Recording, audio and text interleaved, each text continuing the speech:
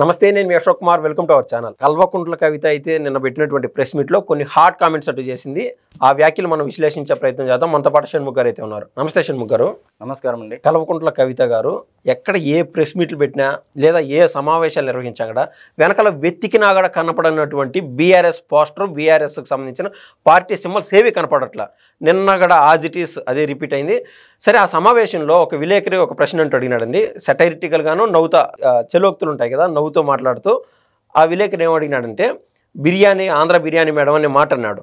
ఇది ఎందుకులేండి, గతంలోనే కేసీఆర్ గారు మాట్లాడినారు కదా అని వ్యంగ్యంగానో ఎగతాళిగానో ఆవిడ మాట్లాడినట్టు మనకైతే అనిపిస్తుంది. అసలు ఆ వ్యాఖ్యలు మీరు ఏ విధంగా చూస్తారండి? ముందుగా బంగారు తెలంగాణ తెచ్చుకొని మేము బంగారు తెలంగాణను తయారు చేశామని చెప్పినటువంటి కల్వకుంట్ల కేసీఆర్ గారి కుటుంబము ఈరోజు చిన్న భిన్నమైపోయేసి తుదకు ఆంధ్రప్రదేశ్ రాజకీయాల గురించి మాట్లాడితేనే, లేకపోతే ఆంధ్ర రిలేటెడ్ ఇష్యూస్ మీద మాట్లాడితే తప్ప తెలంగాణలో వీళ్ళ పార్టీలు బతకవు అనే పరిస్థితికి వచ్చారు. సో మీరు అన్నట్లుగా ఇప్పుడు కేసీఆర్ గారి పరిస్థితి బాగోలేదు. ఆయన పోరాడాడు, ఉద్యమాలు చేశాడు, ఒక సెక్షన్ ఆఫ్ ఓట్ బ్యాంక్ ఉంది. సరే, ఆయన ఒక 2 సార్లు ముఖ్యమంత్రి కాబట్టి గౌరవనీయులు. ఓకే, సరే, మరి వారి సంతానం పరిస్థితి ఏంది అని అంటే, సరే ముందు కేటీఆర్ గారి గురించి మనకు అప్రస్తుతమైనప్పటికీ మరి కవిత గారు కొత్త పార్టీ పెట్టారు, జాగృతి పార్టీ అని. జాగృతి గత దేవుడెరుకు. మరి గతంలో అంటే మామూలుగా పెద్దలు చెప్పేవాళ్ళు 2 సామెతలు చెప్తానండి. ఒకటి నరసింహ శతకం, ఒకటి పద్యం చెప్తాను. రెండోది ఒక సామెత చెప్తాను. ముందుగా సామెత మామూలుగా చెప్పు తినే కుక్క చెరుకు తీపెరుగునా. సరే, దాన్ని కొంచెం మార్చి మనం ఏం చెప్తామంటే, చెప్పకూడు తినడు కైత ఆంధ్ర బిర్యానీ ఎరుగునా అని చెప్పేసి మనం చెప్పచ్చు. మరి ఎందుకు ఈ చెప్పకూడు తినడు కైత ఆంధ్ర బిర్యానీ ఎరుగునా అంటే, ఆంధ్ర ప్రజలు రచ్చబండ మీద ఈ విధంగా మాట్లాడుకుంటున్నారండి. ఓకే, ఎవరైతే ఆంధ్ర బిర్యానీ గురించి మాట్లాడుతున్నారో ఆ ఆంధ్ర బిర్యానీ గురించి ఎగతాళిగా మాట్లాడిన వారి గురించి ఆంధ్రప్రదేశ్లో రచ్చబండ మీద ఈ విధంగా మాట్లాడుకుంటున్నారు. ఏమని? చెప్పకూడు తినడు కైత ఆంధ్ర బిర్యానీ ఎరుగునా అని చెప్పేసి. అది ఆంధ్ర ప్రజలకు బాగా తెలుసు. అతి ముఖ్యంగా ఆంధ్ర బిర్యానీని విమర్శించే వాళ్ళకి ఇంకా బాగా తెలుసు. ఎందుకంటే పెట్టకథలు చెప్పడంలో ఆ కుటుంబాన్ని మించిన వాళ్ళు ఎవరు లేరు.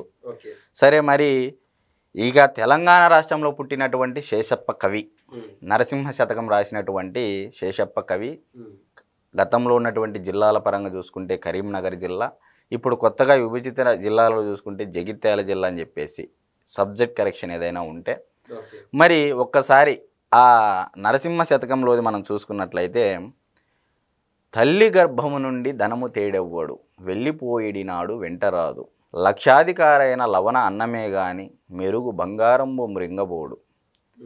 మరి విత్తమార్జన చేసి వెర్రవీగుటే గాని కూడబెట్టిన సొమ్ము పొందుగా మరుగైన భూమి లోపల దాచిపెట్టి దాన ధర్మము లేక దాచి దాచి తుదకు దొంగలకిత్తురో దొరలకవును ఏన జుంటీగలీయవా తిరువరులకు భూషణ వికాస శ్రీ ధర్మపుర నివాస దుష్ట సంహార నరసింహ దురిత దూర అని చెప్పేసి ఓకే, శేషప్ప కవి గారు రాసినటువంటి పద్యం అండి నరసింహ శతకం.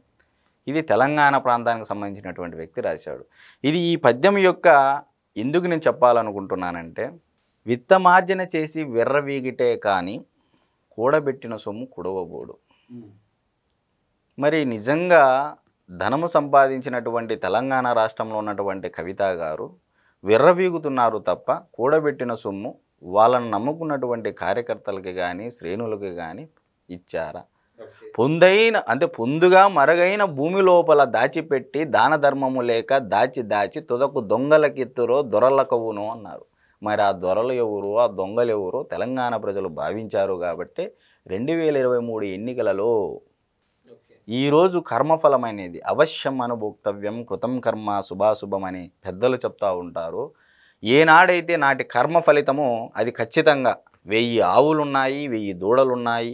కరెక్ట్గా ఈ దూడలు పగ్గాలు వదిలితే దాని తల్లి దగ్గరికి వెళ్ళి ఎలా నిలబడుతుందో కర్మ కూడా అలాంటిదే. మనం ఏ కర్మ అయితే చేస్తామో ఆ కర్మ వెంటాడుతూ తిరిగి అక్కడికే వస్తుంది.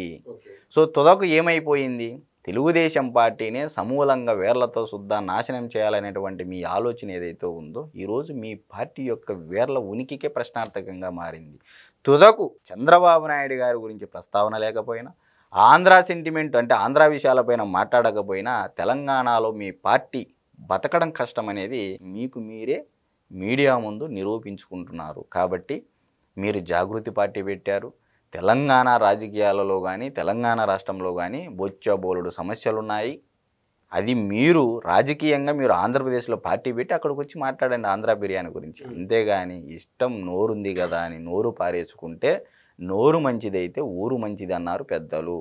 కాబట్టి మనము జాగృతి పార్టీ తెలంగాణలో పెట్టాం కాబట్టి తెలంగాణ రాజకీయాల గురించి మాట్లాడాలి కవిత గారు అని సవినయంగా నేను విన్నవించుకుంటూ ధన్యవాదాలు. నమస్తే.